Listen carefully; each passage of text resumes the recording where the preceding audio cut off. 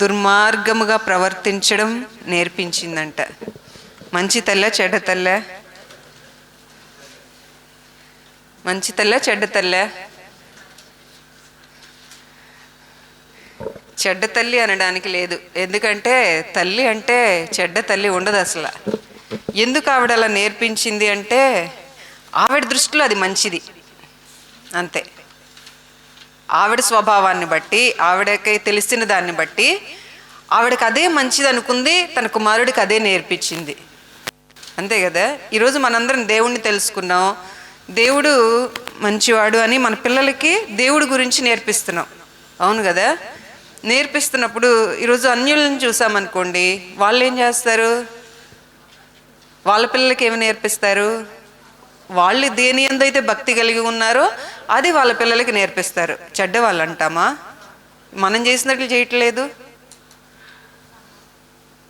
మనకి తెలిసిన దాంట్లో ఇది మంచిది అని మనం పిల్లలకి నేర్పిస్తున్నాం, వాళ్ళకి తెలిసిన దాంట్లో అది మంచిది అని వాళ్ళ పిల్లలకి నేర్పిస్తున్నారు. ఈ అతల్య కూడా తనకు తెలిసిన తన స్వభావాన్ని బట్టి తనకి ఏది మంచిది అనిపించిందో అదే తన పిల్లవాడికి నేర్పిస్తుంది. దుర్మార్గంగా ప్రవర్తించడమే ఎందుకు నేర్పించింది అంటే అది దుర్మార్గత అని తను అనుకోలేదు. తన ఆలోచన బట్టి అది ఎలా ఉంది అంటే మంచిదే. ఈరోజు మనం ఏదన్నా పిల్లలకి ఏం నేర్పిస్తాం? ఎవరన్నా ఏదన్నా అన్నారంటే, ఎవరైనా ఏమన్నా అనగానే పోన్లేమ్మ వదిలే, ఏం కాదులే, అలా అనుకోకూడదు, కోపం తెచ్చుకోకూడదు, ఇలా చెప్తా ఉంటాం కదా. మరి నేను పోయినసారి కూడా ఇదే ఎగ్జాంపుల్ చెప్పాను. ఒకసారి ఉమెన్స్ రిట్రీట్లో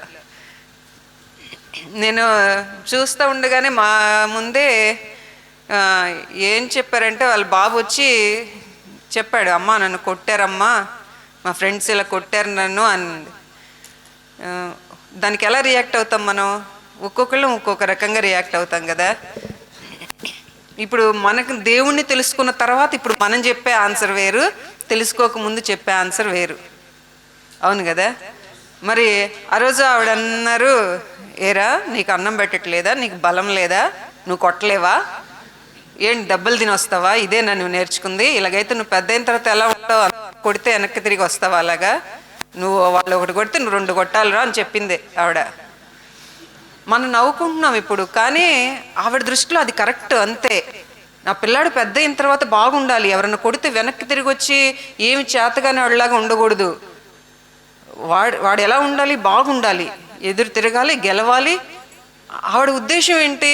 చెడ్డ ఉద్దేశంతో చెప్తుంది ఆవిడ కాదు. ఆవిడకి తెలిసినంతవరకే అది మంచిది, నా పిల్లాడు ఇలా ఉండాలని అనుకుంది కాబట్టి చెప్పింది ఆ మాట. మనం చాలాసార్లు ఏం తీసుకుంటాం? దాన్ని తప్పుగా తీసుకుంటాం కదా. అలాగే ఈ అతల్య గురించి కూడా మనం అలాగే తీసుకుంటా ఉన్నాం. ఆవిడ చిన్నప్పటి నుంచి ఆవిడ పెరిగిన తీరు, ఆవిడ నడిచిన దాన్ని బట్టి కొడుకుకి అదే నేర్పింది. కానీ అది చెడ్డది అనే సంగతి ఆవిడకి తెలియదు.